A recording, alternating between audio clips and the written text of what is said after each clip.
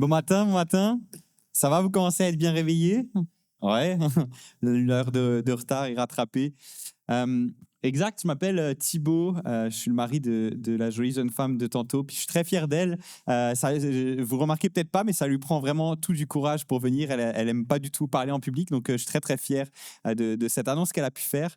Et je suis très content de pouvoir poursuivre ce matin avec vous notre thématique. On est en ce moment dans la thématique qui est intitulée 100% pure joie. Et dans cette thématique, en fait, on voit la lettre que l'apôtre Paul a écrite aux chrétiens de la ville de Philippe. Et c'est un livre qui se trouve dans la Bible. Puis on est rendu en ce moment au 4e et dernier chapitre de cet épître. Mais ce matin, on va changer de saveur de jus. Nathan vous l'a dit il y a 2 semaines, il vous a vendu le secret. J'aime bien boire des petits jus tous les midis. Mais de temps en temps, j'aime bien changer de saveur de petits jus. Et ça va être le cas ce matin, après avoir parlé tout au long des derniers mois de joie. Ce matin, vous allez voir, le sujet principal de notre texte va pas être la joie, mais ça va plutôt être la paix. Et il y a une explication au fait que Paul passe si facilement du thème de la joie au thème de la paix. Parce que lorsque tu plantes ta paille dans le jus, lorsque tu te branches à la source qu'est Dieu, tu vas goûter à une joie qui est inarrachable, comme on l'a vu les dernières semaines. Mais tu vas aussi également aspirer une paix qui est rafraîchissante pour ta vie. C'est l'apôtre Paul qui dira dans une autre de ses lettres, mais le fruit de l'esprit, c'est l'amour, c'est la joie, mais c'est aussi la paix, la patience, la bonté, la bienveillance, la foi, la douceur, la maîtrise de soi. Lorsque tu choisis de confier ta vie à Dieu, tu reçois son Saint-Esprit qui vient vivre en toi et ce dernier t'apporte, oui, une joie qui dépasse toutes les circonstances, mais il t'apporte aussi une paix qui est inexplicable. Et les deux viennent ensemble, joie et paix, les deux sont produites par l'Esprit. Donc ce matin, on va parler ensemble de la paix et le titre de mon discours ce matin, c'est « La paix de Dieu dans nos relations et dans nos cœurs ».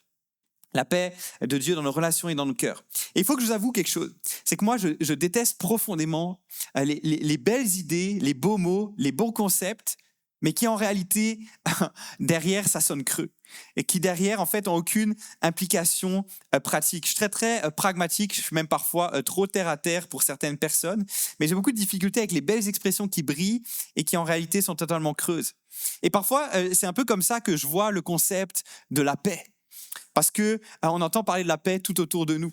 Les discours politiques invoquent la paix, les traités internationaux promettent la paix, les campagnes humanitaires militent pour la paix, mais en réalité, est-ce que la paix est réellement présente? Est-ce qu'on a réellement la paix? La paix, c'est souvent devenu un mot qui est très très gros, un mot immense, mais très très flou aussi. C'est un slogan, un idéal abstrait, un mot qu'on applaudit sans toujours savoir ce qu'il signifie concrètement. Parce que lorsque tu vois qu'il y a 3 mois, Trump a reçu le prix de la paix de la FIFA, tu te rends compte que ce terme de paix a perdu de son sens. Et je ne suis pas là pour faire de la politique, mais c'est quand même assez fou que sur 8 milliards d'humains sur la Terre, on n'ait pas trouvé un homme ou une femme qui soit plus pacifique. Mais la paix a perdu de son sens. Mais ce n'est pas tout. La paix, elle est aussi menacée, elle est attaquée, elle est parfois même bafouée. La paix internationale s'est désagrégée au cours des dernières années avec la guerre qu'il y a eu en Ukraine, puis celle à Gaza, puis depuis 1 semaine maintenant, celle en Iran.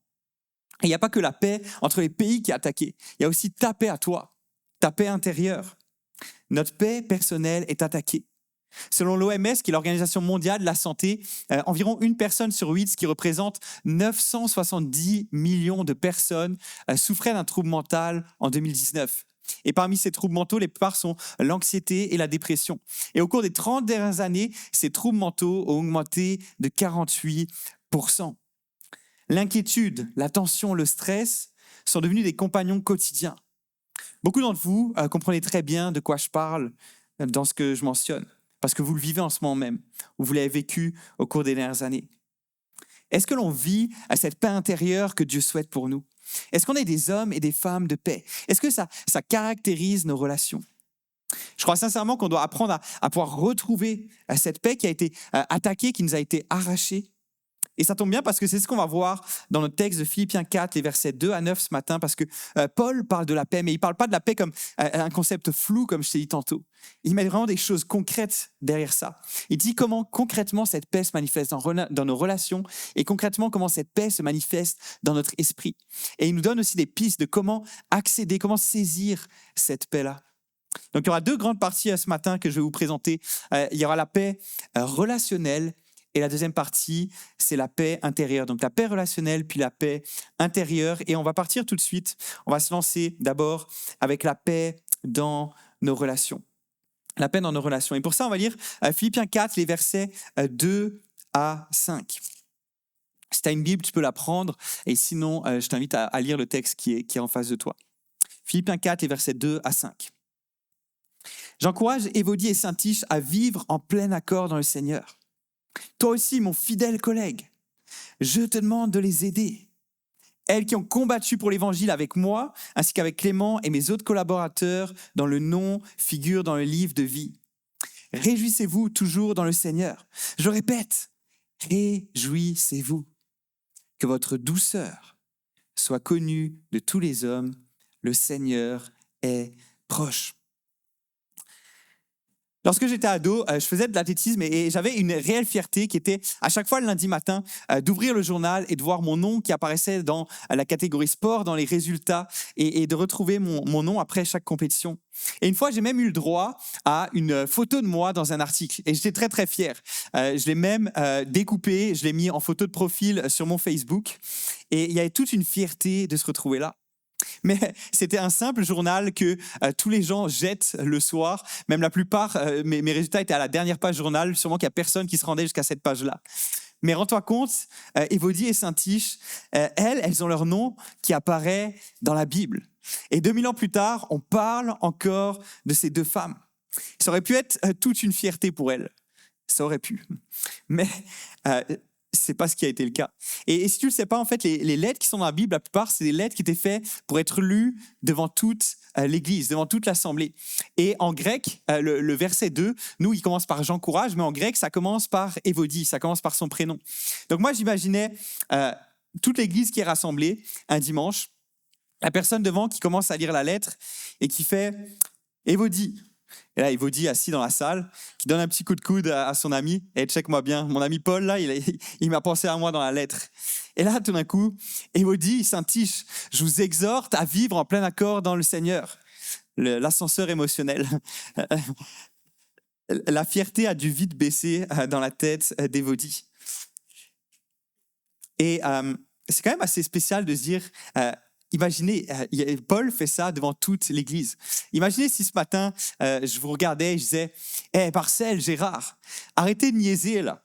C'est le temps de venir vous parler. C'est le temps d'être intentionnel, de vous parler et de vous réconcilier. » Ce serait pas mal gênant pour les deux personnes que je désignerais. Mais Paul, il n'hésite pas à reprendre Évodie et Syntyche de manière publique parce que, visiblement, leur désaccord pouvait avoir ou avait peut-être déjà des conséquences néfastes dans l'Église. Évodie et Syntyche, ce n'était pas n'importe qui, c'était deux anciennes collaboratrices de Paul qui étaient hautement estimées, qui avaient pris part activement, énergiquement à la mission d'annoncer l'évangile avec Paul et qui avaient sûrement même participé au début de l'église à Philippe. Et c'est pour ça que l'attitude de l'apôtre de les voir réconciliés est d'autant plus pressante. Leur discorde n'est pas sans conséquence pour l'église parce qu'il y a plusieurs qui sont venus à la foi au travers d'elle. Et Paul fait quoi ? Il appelle Évodie et Syntyche à vivre en plein accord dans le Seigneur. Paul les exhorte en fait à être unis, à avancer à nouveau dans la même direction, avec un même objectif, une même mission. Et Paul, il sait très bien que ce qui leur permettra de se réconcilier, de vivre l'unité, c'est pas d'aller faire des activités ensemble. C'est pas de devenir la confidente l'une de l'autre. Mais en réalité, cette unité, elle peut être retrouvée uniquement dans le Seigneur. Parce qu'elles sont unies en Jésus. Jésus les aime profondément toutes les deux. Jésus est mort sur la croix pour toutes les deux. Jésus, par sa résurrection, les a unies toutes les deux au sein d'un même corps. Et maintenant, toutes les deux ont une seule et même mission, celle de faire connaître Jésus. Mes amis, ce qui nous rassemble ici, si vous regardez, si tu regardes autour de toi, tu vois des gens bien différents de toi. Puis ce qui nous rassemble, c'est pas qu'on ait les mêmes loisirs, c'est pas qu'on ait les mêmes centres d'intérêt, c'est pas le fait qu'on passe beaucoup de temps ensemble. Certains, on se croise juste le dimanche matin. C'est même pas le fait qu'on soit des amis très proches les uns des autres, parce que c'est très difficile d'être des amis avec l'ensemble des personnes qui sont dans cette salle. Mais il y a une chose qui nous rassemble, une chose, c'est que Jésus est mort pour chacun d'entre vous. Et il a fait chacun d'entre vous, chacun d'entre nous, un corps qui est uni. Un corps qui est uni et qui a un même objectif, celui de ressembler de plus en plus à Jésus et celui de le faire connaître. Et il y a une chose à retenir pour toi et pour moi ce matin, c'est que la paix relationnelle, c'est quelque chose qui est essentiel dans l'Église. C'est quelque chose qui était essentiel aux yeux de Paul, et encore plus lorsqu'il s'agit de personnes qui sont des témoins actifs, des disciples actifs dans l'Église. La réalité, c'est que malheureusement, c'est possible de croire en Jésus, c'est possible d'être actif pour son royaume, de servir, d'avoir la même mission, et pourtant d'être en conflit les uns avec les autres. Mais écoute-moi bien, rien n'excuse pour autant le refus de se réconcilier. L'unité, la réconciliation sont essentielles dans l'Église. Et je nous invite vraiment à ne pas laisser dormir des conflits qui sont ouverts, ni même des simples tensions au sein d'Actes 21, mais de chercher cette réconciliation. Paul nous apprend quelque chose d'important par rapport à cette paix relationnelle. Il nous dit que la véritable paix, elle travaille activement à la réconciliation et elle demande du courage. La véritable paix, elle travaille activement à la réconciliation et elle demande du courage. Vous savez, lorsqu'il y a des tensions entre deux personnes, il y a deux possibilités. Si tu es en conflit avec quelqu'un, c'est soit ça explose, soit les deux personnes vont juste faire s'éviter les uns les autres. Elles vont essayer de se voir le moins possible, mettre de la distance. Et ça, c'est notre tendance à Actes 21. À Actes 21, les conflits sont rarement explosifs, mais ils sont souvent silencieux. On se parle moins, on s'évite. Mais Paul nous dit que la véritable paix relationnelle, c'est pas l'évitement. Oui, tu as l'impression d'avoir une paix lorsque tu évites la personne avec qui il y a des tensions, mais c'est pas la vraie paix véritable. La paix véritable, c'est d'aller voir, d'avoir le courage d'aller voir l'autre personne pour travailler à une réconciliation. Et ce matin, je ne ferai pas comme Paul, je ne vais pas me mettre à désigner deux personnes dans cette salle, mais je t'invite à réfléchir, mon ami. Est-ce qu'il y a quelqu'un dans l'Église avec qui Dieu t'appelle à te réconcilier ce matin? Est-ce qu'il y a une personne avec qui tu as choisi de simplement prendre tes distances? Mais Dieu te dit ce matin, prends ton courage à deux mains et va voir cette personne. Va voir cette personne pour travailler à une réconciliation. Fais preuve de tact, d'amour et de pardon. Une tendance aussi à Actes 21, c'est que parfois on se pose des questions sur certains aspects de la vie de l'Église. Parfois on a même plus que des questions, parfois c'est des malaises. Mais ce qui peut sembler être une bonne raison, on ne veut pas déranger, on ne veut pas aller voir certaines personnes. Donc on garde ces questions et ces remarques pour nous. Et le risque, c'est que petit à petit, ces questions finissent par devenir des irritants. Et encore plus loin, petit à petit, ces irritants finissent par devenir des tensions avec le leadership de l'Église ou avec un pasteur en particulier. Et ce matin, si tu as des pensées qui restent dans ta tête depuis des mois, que tu te poses sur la vie de l'Église, je t'invite à avoir le courage relationnel de venir voir un des leaders de l'Église, de venir voir un des pasteurs. On veut être là pour toi, pour répondre à tes questions. Et peut-être que tu réaliseras que derrière ta question, il y a une explication que tu ne savais pas. Peut-être que par ta question, ta remarque, tu vas nous permettre de grandir aussi en tant qu'Église dans la manière de vivre l'Église. Nous, les leaders Acts 21, puis je parle au nom des autres leaders, mais on est loin d'être des leaders dans une tour d'ivoire. On est loin de croire aussi qu'à Acts 21, on a la formule parfaite. On croit qu'on a une église qui grandit et qui a besoin de la sagesse de plusieurs, qui a besoin d'avoir aussi le retour des questionnements et des remarques. Donc, ne sois pas gêné, fais preuve de courage relationnel. La véritable paix relationnelle demande du courage et cherche activement la réconciliation. Je vais relire le verset 3. Le verset 3 nous dit « Toi aussi, mon fidèle collègue, je te demande de les aider, elles qui ont combattu pour l'évangile avec moi, ainsi qu'avec Clément et mes autres collaborateurs, dont le nom figure dans le livre de vie. » On ne sait pas avec certitude qui est ce fidèle collègue. Il parle d'un fidèle collègue, en fait, on n'a aucune idée c'est qui son identité. En fait, il se peut même que fidèle, qui est susogos en grec, ce soit le prénom de cette personne-là, mais peu importe, en fait, ce qui compte, c'est que Paul fait appel à une tierce personne. Parfois, il y a besoin de l'aide d'une personne extérieure, d'une personne qui vient à la rescousse dans certains de nos conflits. Et c'est intéressant de retourner dans certains cas au texte original en grec et regarder ce qu'il veut dire. Et notamment avec ce verbe-là qui dit « je te demande de les aider ».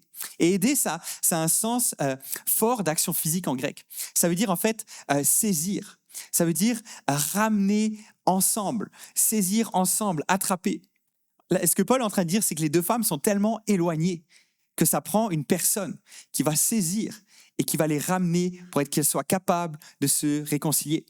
Et je ne sais pas si tu te souviens, peut-être qu'il y a des profs qui travaillent dans l'école, mais c'est comme deux enfants à l'école.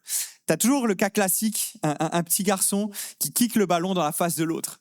Ça se finit comment? Tu en as un qui pleure dans un coin de la cour, puis tu as l'autre qui est à l'autre bout qui continue à jouer sa game.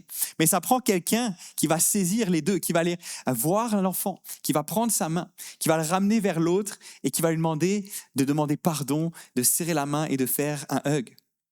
L'aide d'une personne est parfois nécessaire pour retrouver la paix dans une relation.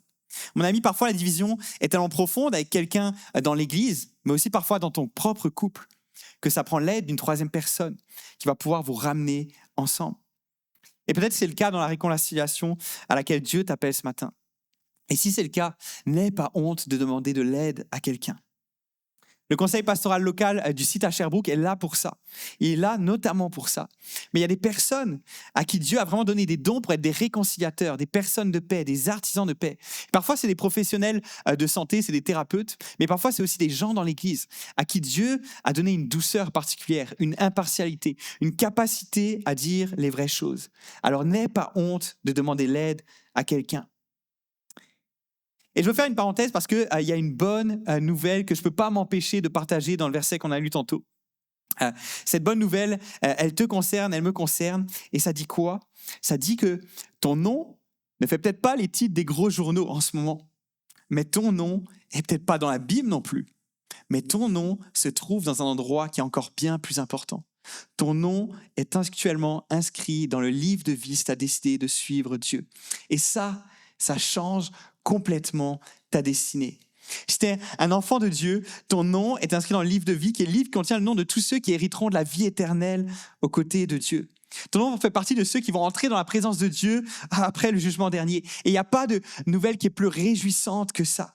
Et peut-être que tu es là ce matin, puis c'est encore nouveau pour toi, la foi chrétienne, tu réfléchis, tu n'as pas encore décidé de suivre Dieu. Mais ce livre-là peut contenir ton nom. Tu peux décider que ton nom apparaisse dans ce livre-là. Et crois-moi, mon ami, je t'invite à réfléchir à ça. Qu'est-ce qui vaut plus le coup?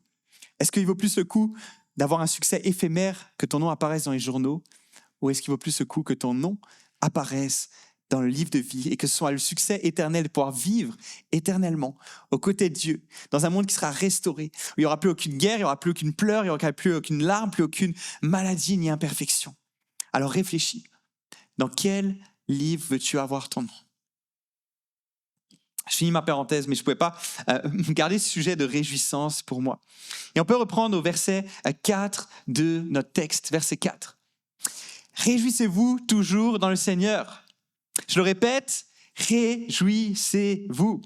Voilà probablement le verset qui est le plus connu de la lettre aux Philippiens. Mais assez étrangement, il semble arriver comme un cheveu sur la soupe. Je voulais dire, on était en train de parler de conflits, de résolution de conflits, de paix dans nos relations. Puis là, d'un coup, une petite phrase par rapport à la joie. Puis ensuite, on réembarque, on parle de la paix intérieure.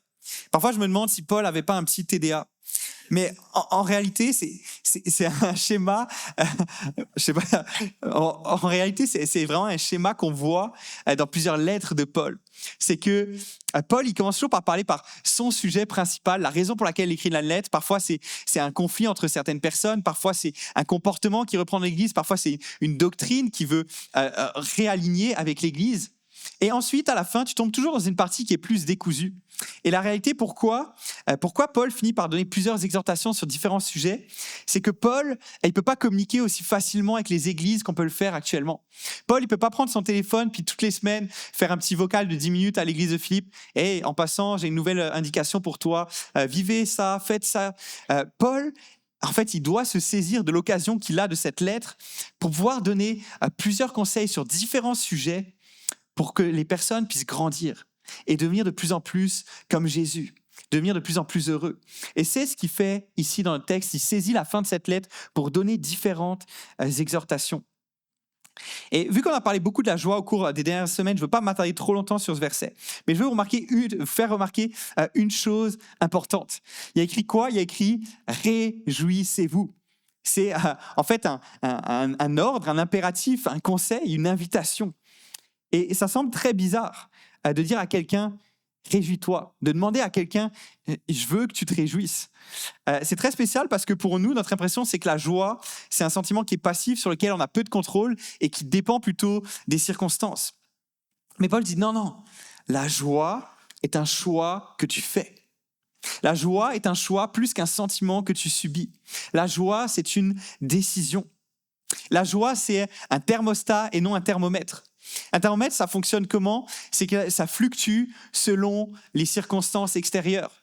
15 degrés, moins 30 degrés. Je reçois beaucoup de nouvelles positives dans ma vie, je suis heureux. Plusieurs mauvaises choses qui m'arrivent dans ma vie, je suis plus heureux, je suis triste. Ça, c'est un thermomètre qui fluctue. Mais la Bible nous dit que notre joie ne devrait pas être un thermomètre, mais elle devrait plutôt être un thermostat que tu fixes à une certaine température et qui garde cette température, peu importe quelles sont les températures extérieures. La joie est une décision. Voilà une bonne définition de la joie. La joie, c'est la décision personnelle de répondre aux difficultés de la vie avec foi. Et on peut faire confiance à Paul lorsqu'il nous dit qu'on est capable de prendre la décision d'être heureux. Parce que Paul, lorsqu'il écrit ça, il n'est pas à Cuba en train de bronzer sur une plage. Paul, il se trouve au fond d'une prison. Il est emprisonné, puis il sait pas, il attend son jugement, il ne sait pas c'est quoi qui va s'en venir par rapport à ce jugement-là. Mais comment est-ce qu'il est capable d'être heureux, joyeux dans ces conditions? La clé se trouve dans ce verset. On peut le remettre. Réjouissez-vous toujours dans le Seigneur. Paul, il ne se réjouit pas dans les circonstances. Mais la joie de Paul, elle vient d'une personne. Elle vient d'une personne avec qui il a une relation. Une personne qui demeure à ses côtés. Peu importe la journée, peu importe qu'elle soit bonne ou pas, cette personne est à ses côtés. Et cette personne, c'est Jésus. Paul se réjouit en Jésus qu'il aime parfaitement et fidèlement. Et parce que Paul se réjouit en Jésus et non dans ses circonstances, il est capable de le faire à chaque instant. Et il est même capable de chanter en prison. Et vous allez peut-être me dire, oui, mais Thibaut, ça c'est une belle idée, c'est un beau concept, on peut choisir d'être heureux, c'est très très beau, mais ce n'est pas du tout réaliste. Est-ce que tu as remarqué déjà dans la vie qu'il y a des gens qui sont toujours heureux? Je pense notamment à mon ami Jean-Marc. Est-ce que vous avez remarqué à quel point Jean-Marc est tout le temps heureux? Puis parfois, je me dis, mais voyons donc, il ne vit pas la même vie que moi, là. Il n'a jamais son auto qui lâche de temps en temps, des conflits dans son couple, ses enfants qui chamaillent. On dirait qu'il ne vit jamais ça, Jean-Marc. Mais la réalité, c'est que ces personnes-là vivent les mêmes choses que toi et moi. Mais eux, ils ont réellement compris. Ils ont compris que la joie, c'est une décision. Et que s'ils la placent en Jésus, rien ne sera capable de leur arracher cette joie-là. Et j'aime tellement passer du temps avec ces personnes qui sont toujours joyeuses. On est d'accord, c'est vraiment bon d'être dans leur présence. Est-ce que tu aimes être dans la présence de quelqu'un qui est tout le temps aigri, de quelqu'un qui est tout le temps en colère, de quelqu'un qui est tout le temps en train de chialer? On s'entend, c'est pas très plaisant. Tu sais, il y a quelques personnes qui répandent la joie lorsqu'elles arrivent. Mais tu as d'autres personnes qui répandent la joie lorsqu'elles s'en vont. Et c'est Proverbe 15 qui dit « Tous les jours du malheureux sont mauvais, mais le cœur content est un festin continu. » Quelques personnes répandent la joie lorsqu'elles arrivent, mais d'autres répandent la joie lorsqu'elles s'en vont. Quel type de personne es-tu? Mon ami, tu peux choisir la joie à chaque instant en te tournant vers Jésus. Je poursuis par l'étude de notre texte au verset 5. Donc on poursuit. Paul abandonne le sujet de la joie pour retourner à celui de la paix, puis en particulier de la paix dans les relations. Et voici ce qu'il dit. « Que votre douceur soit connue de tous les hommes. Le Seigneur est proche. » Paul élargit maintenant le contexte, il ne parle plus seulement de relations au sein de l'Église, mais il parle de relations avec l'ensemble des personnes. Que votre douceur soit connue de tous les hommes, toutes les femmes. Et le mot qu'on traduit par douceur peut également être traduit par modération, bonté, bienveillance. En réalité, c'est spécial parce que c'est un mot grec qui n'a aucun équivalent en français. Et l'idée qui est derrière, c'est l'idée d'avoir une réaction qui est positive face à une action, une parole qui normalement devrait susciter un désir de vengeance ou de revendication de ses droits. Paul est en train de dire « fais preuve de merci envers les autres ». Sois patient avec les erreurs des autres. Si quelqu'un fait ou dit quelque chose qui te blesse ou qui est injuste, même si ce serait logique de réagir avec fougue, choisis plutôt de réagir avec modération et douceur. En fait, je crois que si on devait comprendre ça de nos jours, ce verset, la meilleure traduction serait « Ne sois pas rapide sur la gâchette ». Ne sois pas rapide sur la gâchette, mon ami. À quoi ressemble la paix de Dieu? À quoi ça ressemble la vraie paix de Dieu dans des relations? Paul nous dit que la paix relationnelle se manifeste par de la patience et de la douceur envers les autres suite à leurs erreurs. Es-tu une femme de paix? Es-tu un homme de paix? Comment est-ce que tu réagis lorsque ton conjoint refait encore la même chose que tu lui as déjà dit une dizaine de fois de ne plus faire? Comment est-ce que tu réagis lorsque tu joues à un jeu de société puis il y a quelque chose de totalement injuste qui se passe dans le jeu? Comment est-ce que tu réagis lorsque, à ta job, quelqu'un t'accuse, fait des commentaires dans ton dos qui sont totalement injustifiés et infondés? Comment est-ce que tu réagis? Es-tu rapide sur la gâchette? Ou fais-tu preuve de douceur, de patience, de bienveillance? Et si tu te reconnais, mon but ce matin, ce n'est pas de pointer une personne du doigt. Je sais que pour certains, c'est vraiment une lutte qui est acharnée, c'est un combat que vous menez depuis des années, d'apprendre à ne pas réagir avec cette fougue, cette colère dans ces situations-là. Et c'est difficile, vous luttez avec toute votre force contre ça. Mais Dieu, si c'est ton cas ce matin, Dieu veut te parler ce matin et il veut te donner une clé dans cette lutte. Et voici cette clé. Le Seigneur est proche. Que votre douceur soit connue de tous les hommes, le Seigneur est proche. Les commentateurs débattent pour savoir si Paul, lorsqu'il dit « le Seigneur est proche », est-ce qu'il parle géographiquement? Est-ce que Jésus est proche de toi, il est à tes côtés? Ou est-ce qu'il parle temporellement? Le retour de Jésus est proche, il revient bientôt. En fait, il est possible que Paul voulait inclure les deux idées, qui sont vraies d'ailleurs toutes les deux, et qu'il ait laissé ça volontairement flou. Le fait que Jésus soit proche géographiquement te dit comment faire preuve de douceur et ne pas réagir avec fougue. Mais le fait que Jésus soit proche temporellement te dit pourquoi faire preuve de douceur dans tes relations. Lorsque quelqu'un fait ou dit quelque chose de blessant envers toi, d'injuste, et que tu es sur le bord d'exploser, rappelle-toi que Jésus est proche de toi physiquement. Son esprit, en fait, vit en toi. C'était un disciple de Jésus. Et on l'a lu ce matin, je vous ai lu ce verset. Son esprit nous transforme progressivement pour donner le fruit suivant dans nos vies. Je te le relis.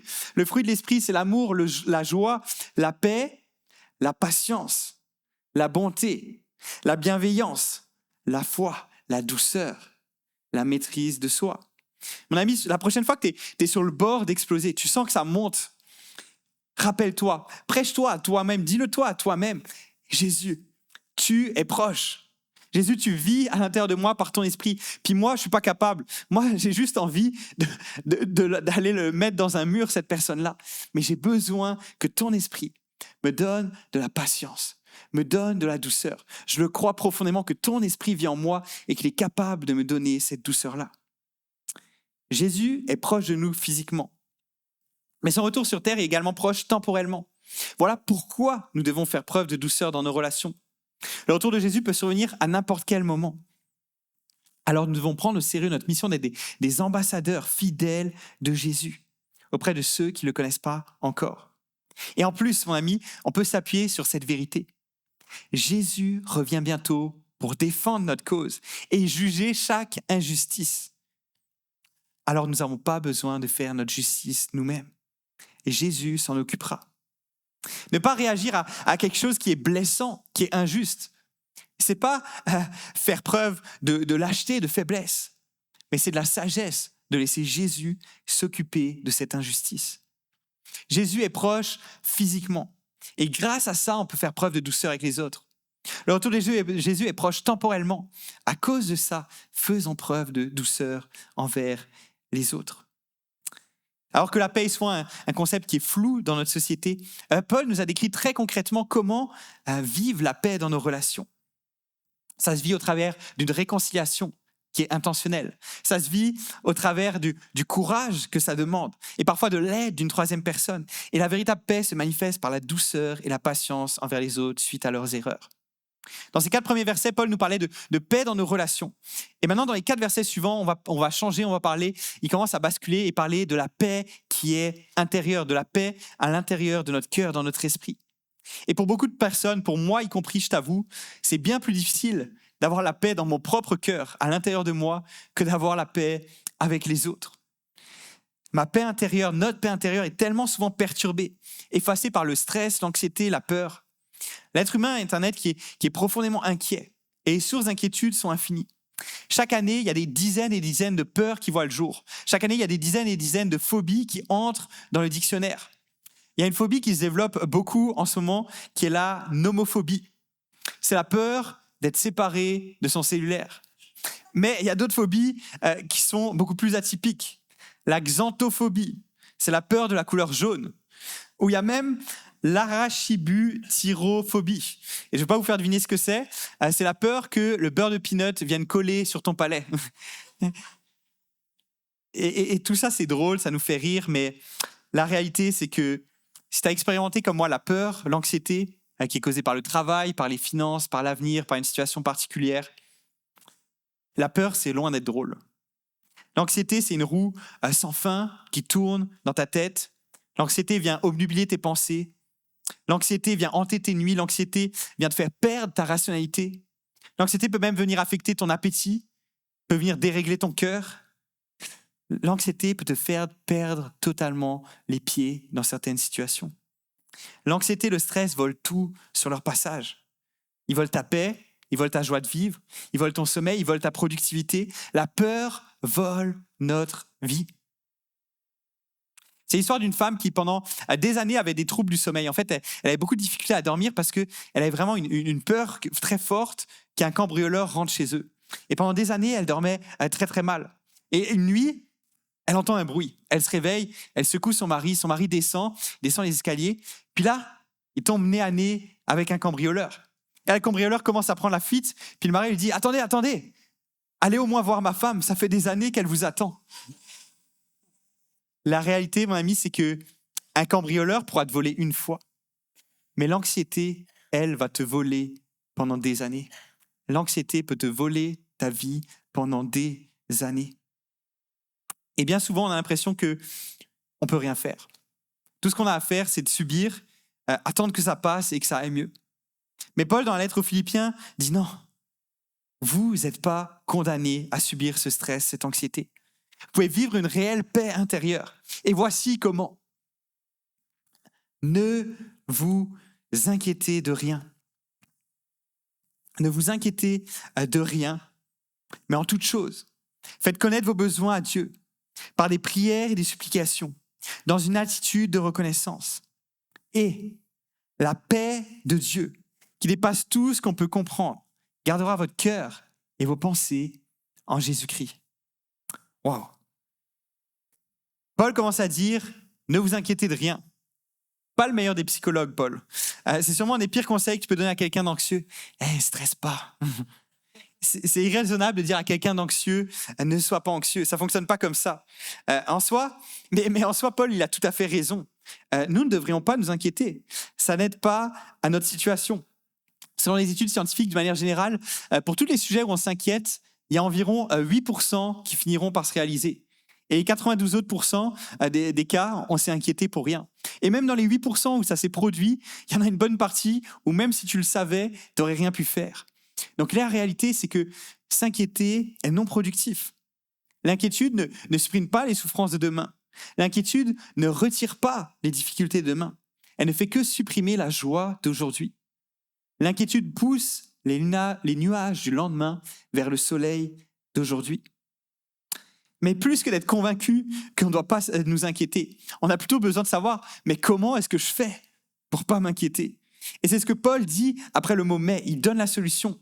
Mais en toute chose, faites connaître vos besoins à Dieu par des prières et des supplications dans une attitude de reconnaissance.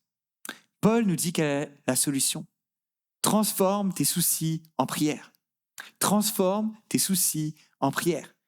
Transforme tes ruminations en requêtes. Fais connaître ton besoin à Dieu. Dis-lui c'est quoi que tu aurais besoin. Et ça semble très, très, très basique comme clé, prier. Mais la réalité, c'est que si ça fait 2000 ans que les chrétiens prient, c'est qu'il y a sûrement une puissance là-dedans. En fait, la réalité, c'est que souvent, on n'utilise pas cette solution que Dieu nous a donnée. La première chose qu'on devrait faire est souvent la dernière chose que nous faisons réellement, prier. Lorsqu'on a un problème, quelque chose produit dans notre vie, qu'est-ce qu'on va faire ? On va commencer à se mettre à réfléchir, comment est-ce que je peux arranger ça ? C'est quoi les solutions ? On commence à méditer, à établir des plans. On commence à chercher conseil. Maintenant, on a même la solution ultime. On va sur ChatGPT. Qu'est-ce que je peux faire dans cette situation? Et c'est vraiment en dernier recours qu'on commence à prier. Tu as peut-être déjà entendu cette phrase bien célèbre qui dit « La prière ne devrait pas être le dernier recours, mais ça devrait être ton premier réflexe. » La prière ne devrait pas être notre dernier recours, mais notre premier réflexe. Et parfois, on se dit « Ah, mais je ne veux pas embêter Dieu avec ça. Je veux pas à chaque fois lui venir avec toutes ces choses-là. Lui, il doit diriger le monde entier. Je ne veux pas l'embêter avec cette petite chose. » Il y a un jour une femme qui est venue voir l'évangéliste George Campbell Morgan pour lui demander « Pensez-vous que ça dérange Dieu si je lui apporte aussi les petites choses ?» Et l'homme lui a répondu « Madame, pouvez-vous penser à quelque chose de grand pour Dieu? Vous me parlez de petites choses, mais qu'est-ce qui est grand pour Dieu? Mon ami, apporte tout à Dieu. Rien n'est grand pour Dieu, mais rien n'est trop petit pour lui aussi. Si c'est assez gros pour t'inquiéter, c'est assez gros pour le prier. Parce que si tu pries ces petites choses à Dieu, tu vas pouvoir lui remettre, te décharger avant qu'elles ne deviennent des grosses montagnes. » C'est Evie Meyer, un pasteur baptiste du XIXe siècle, qui a déclaré cette phrase marquante. « La plus grande tragédie de la vie ne sont pas les prières non répondues, mais ce sont les prières non offertes. » Et rendu à ce point-là, je veux préciser quelque chose d'important sur ce que Paul est en train de dire et ce qu'il n'est pas en train de dire, sur ce qu'est la prière et ce qu'elle n'est pas. Ce que Paul veut dire, c'est que la prière, lorsque tu es anxieux, Dieu ne te demande pas d'informer Dieu. Dieu connaît déjà tes besoins. La prière, ce n'est pas là pour informer Dieu de nos besoins. Le but, ce n'est pas de mentionner à Dieu un besoin, mais c'est de se décharger de ce besoin, de déposer ce souci devant lui, de l'abandonner. C'est vraiment un lâcher-prise. La prière, c'est plus que juste prononcer certains mots. La réalité, c'est que la prière, c'est mettre des mots sur quelque chose de fort qui se passe à l'intérieur de toi, sur des décisions que tu es en train de prendre dans ton cœur. Prier pour un besoin, c'est déclarer « Je dépends totalement de toi par rapport à son besoin. Je te le confie, je te l'abandonne, je te le lâche, je décide de te faire confiance. » La réalité, c'est qu'on doit apprendre à déposer nos besoins à Dieu dans nos prières, pas juste les mentionner. On doit apprendre à déposer nos besoins à Dieu dans la prière, pas juste les mentionner. La prière concerne notre cœur. La prière, c'est quelque chose de bien, bien plus fort que juste prononcer quelques mots. C'est quelque chose de fort et de puissant. Paul parlait ici de supplication. Parfois, la prière, ça va être un cri, ça va être un appel à l'aide, ça va être un cri de secours. C'est-à-dire, j'en peux plus. C'est trop dans ma vie. Toute la situation financière, ça me stresse, c'est trop lourd, on va jamais y arriver. J'aurais besoin de tant et tant d'argent pour la suite. Seigneur, tu vois mon besoin, j'ai besoin de tant d'argent avant la fin du mois. Alors ce que je veux faire, je veux juste m'en débarrasser. Je te l'abandonne. Je suis incapable, c'est trop lourd pour moi, je te laisse, je te l'abandonne. Ça, c'est la prière. Déposer des choses à Dieu, lâcher prise. Comment être libéré de l'anxiété? Dépose tes besoins aux pieds de Dieu dans la prière. Abandonne-lui ses besoins. Cette semaine, il m'est arrivé quelque chose d'assez particulier. En fait, j'étais dans mon bureau, j'étais en train de travailler sur cette prédication, j'étais en train de travailler sur ces mêmes versets que je suis en train de vous parler. Puis là, j'ai un de mes amis qui m'appelle, puis qui me dit « Écoute, ça ne va pas en ce moment. Je suis très anxieux, je traverse quelque chose de difficile, puis vraiment, je n'arrive pas à trouver le calme. Ça fait des heures que cette pensée me revient dans ma tête, je suis anxieux, ça vient m'affecter, j'ai même mon cœur qui a des palpitations, je ne vais pas bien. » Et là, je réponds à cet ami-là, je dis « Écoute, c'est spécial parce que ce dimanche, on parle de la gestion de cette anxiété-là, de comment trouver la paix. Alors, on va faire quelque chose, on va juste tout simplement ouvrir la Bible. On va lire Philippiens 4, les versets 6 à 7, puis on va faire qu'est-ce qu'il y a écrit dedans. » Alors, on a fait ça, on a ouvert la Bible, on a lu, on a prié. Il a déchargé ce besoin à Dieu. Il a pu abandonner ce fardeau, ce besoin. Et laisse-moi dire, il s'est arrivé quelque chose de très, très spécial. La minute après qu'on ait fini de prier et qu'on ait raccroché, et justement pas la minute d'après, il me retexte et il me dit « Hey, cette chose-là qu'on a priée, Dieu vient d'y répondre. » Et c'était quelque chose de vraiment fort, de puissant. Dieu est puissant et sa parole est vraie. Dieu est puissant et sa parole est vraie. Paul nous a donné une première clé pour vivre une véritable paix intérieure. Abandonner nos besoins à Dieu dans la prière. Mais il nous donne une deuxième clé. Déclarer notre reconnaissance à Dieu.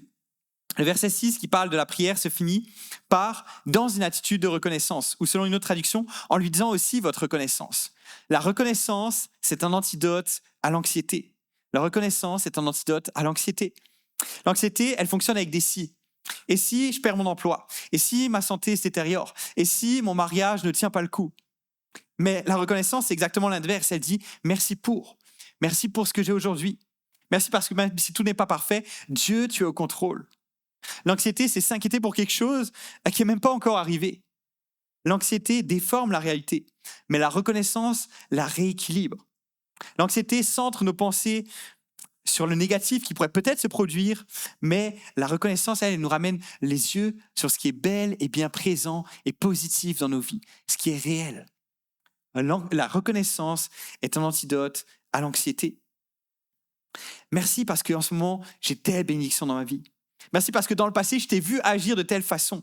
À déclarer notre gratitude, notre reconnaissance à Dieu, ça change complètement ton mindset, ça change ta façon de penser, ça bouleverse toutes tes pensées qui étaient dans ta tête, et encore plus que ça te dit, et si Dieu t'a été capable de faire ça dans ma vie par le passé, je suis capable de te remettre, et je crois, je te confie ça parce que je sais que tu es capable aussi de prendre soin de moi dans mon nouveau défi. Deuxième clé, la gratitude est un antidote à l'anxiété. Et mes amis, on arrive là vraiment au joyau, au trésor de notre texte ce matin. Parce qu'au verset 7 se trouve une promesse qui est extraordinaire. Et lorsqu'on met en pratique ces deux clés, cultiver la gratitude, abandonner nos besoins à Dieu dans la prière, Dieu nous promet quelque chose qui est extraordinaire. Et voici quelle est cette promesse.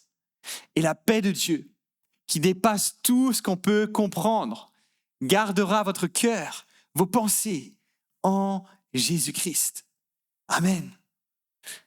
Dieu nous promet la paix. Et remarque, peut-être tu n'as jamais fait attention, mais lorsqu'on est angoissé, Dieu dit « apporte tes besoins à Dieu », mais quelle est la réponse qu'il dit? Il ne dit pas « et j'accomplirai vos requêtes ». Non, il dit, et parfois il le fait, c'est ce qu'il a fait avec mon ami cette semaine, parfois Dieu répond à nos requêtes, mais ce n'est pas ce qu'il promet ici. Dieu promet quelque chose qui est encore plus précieux, qui est bien plus précieux que juste d'accomplir ce qu'on lui demande. Il nous promet la paix, ainsi que les circonstances changent ou non, que finalement Dieu réponde de la manière dont tu le souhaitais ou non, que ça aille bien ou pas, tu as cette paix, tu as cette tranquillité d'esprit, cet apaisement, cette joie, vraiment cette paix qui vient de Dieu. Et cette paix gardera ton cœur et tes pensées du stress. Cette paix t'empêchera de retomber dans l'anxiété. Gardera en grec, c'est un terme militaire qui signifie monter une garnison de protection. La paix de Dieu, c'est une protection. C'est une sentinelle qui est solide, qui est résistante, qui va venir garder, protéger ton cœur, qui va venir repousser les pensées anxieuses. Elle va venir te protéger des assauts de l'ennemi. Et remarque bien, la paix que Dieu promet, ce n'est pas n'importe quelle paix. C'est écrit la paix de Dieu. C'est la paix qui vient de Dieu lui-même. La paix que Dieu lui-même possède. Et je ne sais pas si tu as déjà réfléchi à ça, mais Dieu, lui, n'a jamais connu l'inquiétude. Il connaît chaque détail de l'avenir. Il est au contrôle de tout. Donc, il ne peut pas être inquiet. La paix de Dieu, elle est pure, elle est solide. Et c'est cette paix-là que Dieu nous promet. Ce n'est pas n'importe quelle paix. Remarquez à quel point les deux pierres qui sont ici sont relativement similaires. En fait, à l'œil nu, les deux ont relativement la même apparence. Elles brillent de la même façon. Mais il y en a une, celle de gauche, qui est du diamant, et celle de droite, qui est du zircon cubique.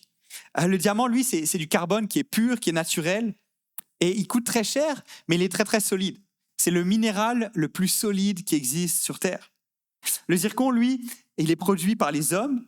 Son coût est beaucoup plus faible que le diamant, mais il est beaucoup moins résistant. Extérieurement, les deux brillent de la même façon. Les deux brillent autant, ils sont similaires. Mais lorsqu'ils sont soumis à la pression, tu remarques très vite lequel est du diamant et lequel est du zircon. Dans notre monde, on trouve plein de sources de paix. Plein de sources de paix qui sont fabriquées par l'homme. Les assurances, les REER, la relaxation, le sport. Et c'est des bonnes choses. Mais lorsque surgit la pression, l'angoisse, le stress, assez vite, on se rend compte qu'elles ne sont pas assez solides pour garder notre cœur et nos pensées. Elles ne sont pas aussi solides et pures que la paix qui vient de Dieu lui-même. La paix de Dieu diffère de celle du monde. Mon ami, la paix de Dieu surpasse tout ce qu'on peut comprendre. Parce que cette paix, pourquoi? Parce que cette paix, c'est celle qui vient de Dieu lui-même. Cette paix transcende notre intellect. Aussi bon et important que sont les médicaments, le sport, les thérapeutes. Tu ne peux pas trouver cette paix dans une gélule, chez un psychiatre, dans un livre sur la santé mentale, dans un sermon, dans quelques conseils pratiques. Tu peux uniquement la trouver en Dieu. C'est la paix de Dieu. Et à mon avis, je peux pas te l'expliquer en te mettant des mots dessus. Mais si tu n'as jamais goûté à cette paix, je t'invite à demander à Dieu. Je t'invite à faire un pas de foi, à t'approcher de Dieu et dire « Je veux goûter à cette paix ». Et tu verras à quel point cette paix est bien plus solide, bien plus sûre que tous les endroits où tu as pu trouver tes sources de paix par le passé. Tourne-toi vers Dieu. Cherche en lui cette paix qui gardera ton cœur et tes pensées bien plus efficacement que ce que le monde peut t'offrir.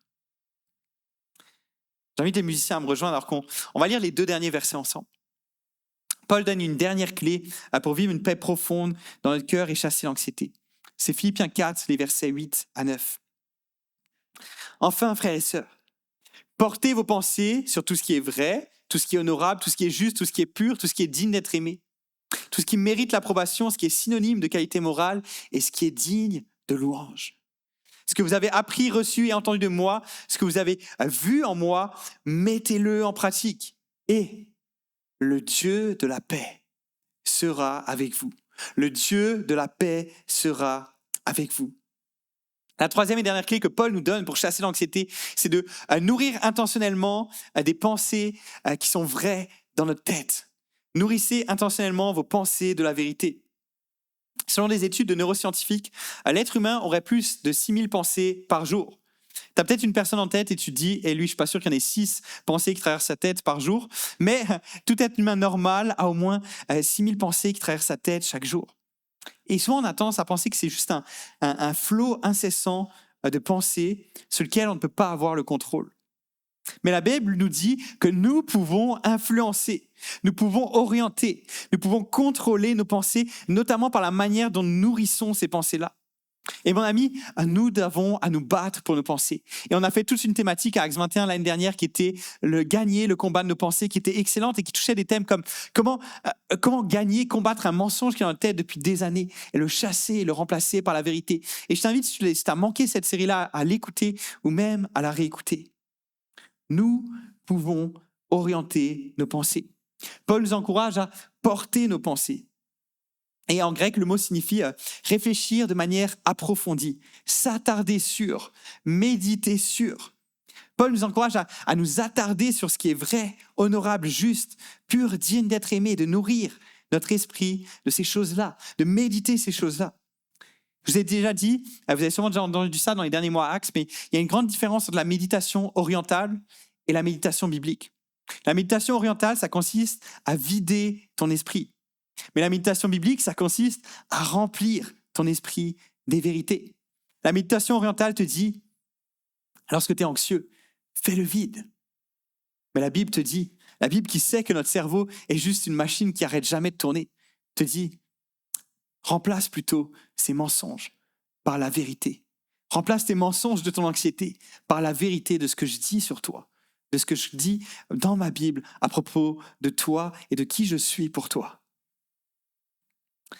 Paul fait la liste de quelles pensées nous devons remplir notre esprit. Et on n'aura pas le temps de voir toute cette liste, mais je veux juste m'arrêter sur le premier élément de cette liste. Portez vos pensées sur tout ce qui est vrai. Ça signifie ce qui correspond à la réalité. Et c'est intéressant parce que ça vient vraiment contrer nos pensées anxieuses.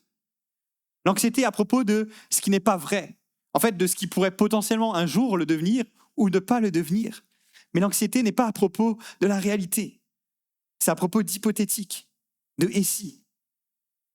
C'est à propos de choses qui pourraient peut-être, possiblement, un jour devenir réelles.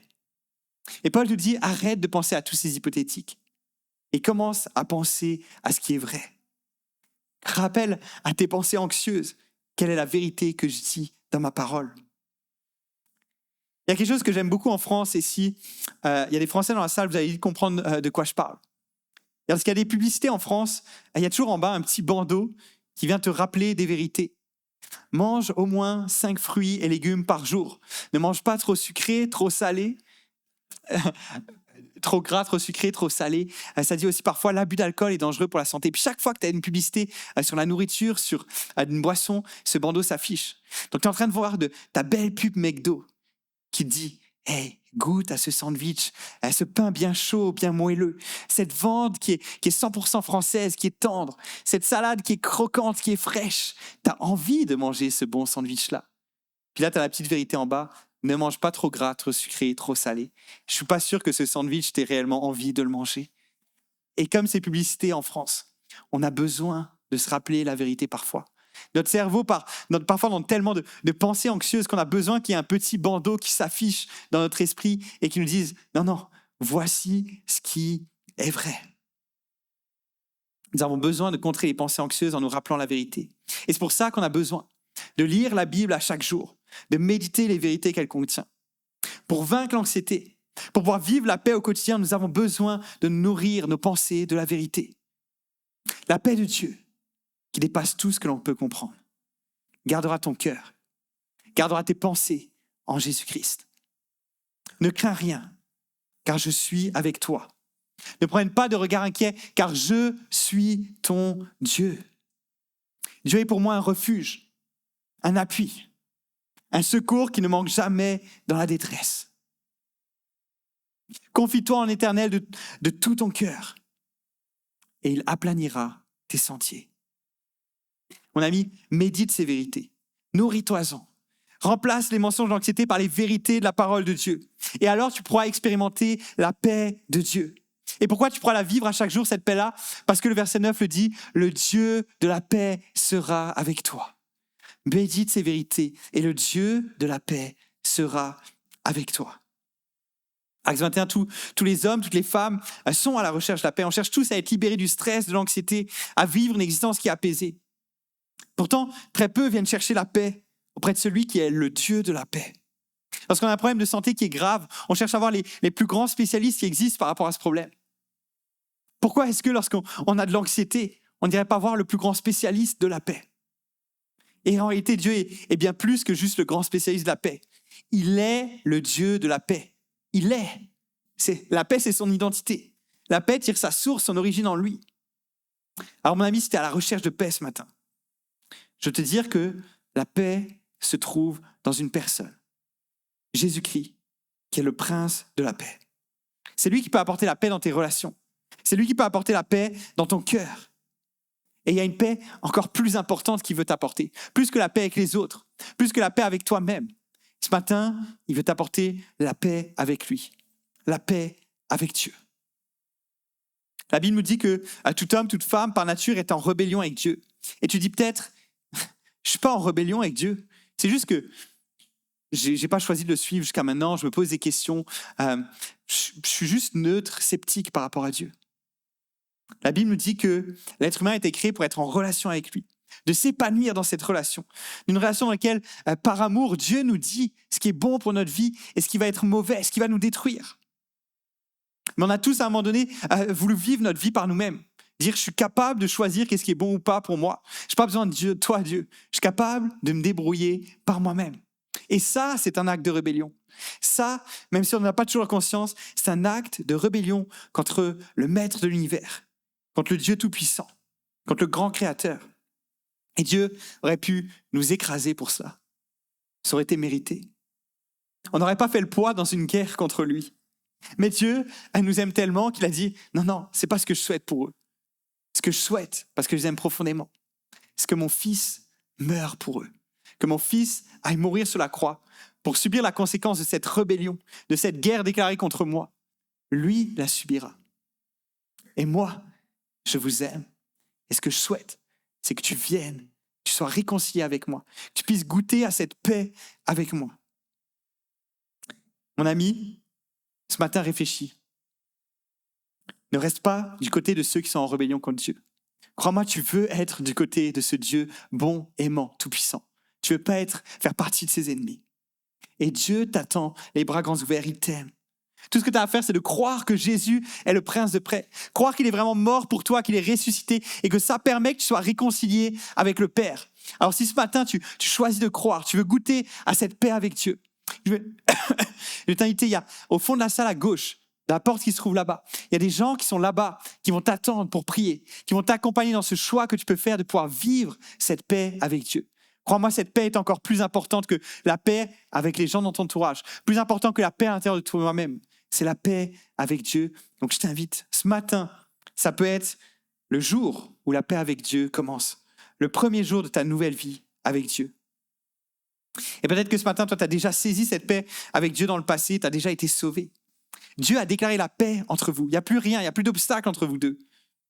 Mais Jésus veut t'offrir plus que la paix avec Dieu. Il veut t'offrir la paix de Dieu. Jésus, en tant que sauveur, t'a apporté la paix avec Dieu. Mais Jésus, en tant que Seigneur, veut t'offrir la paix de Dieu.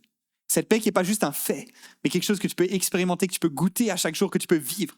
Alors, approche-toi de Dieu. Approche-toi de celui qui est le prince de la paix. Approche-toi de celui qui est le prince de la paix en méditant la Bible. Approche-toi de celui qui est le prince de la paix en priant, en déchargeant sur lui tes fardeaux, de ce qui est lourd. Et alors, tu goûteras à la paix. Parce que le Dieu de la paix sera avec toi. Je vous invite à vous lever et je vais finir en priant.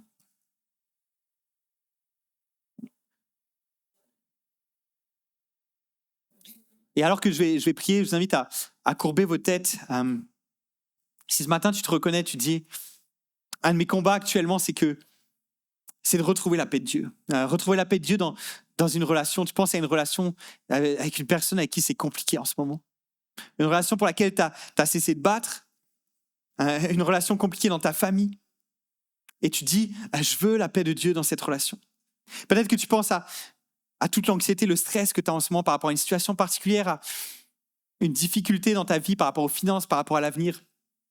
Si c'est ton cas, et si ce matin tu veux goûter à la paix de Dieu, je t'invite à lever ta main.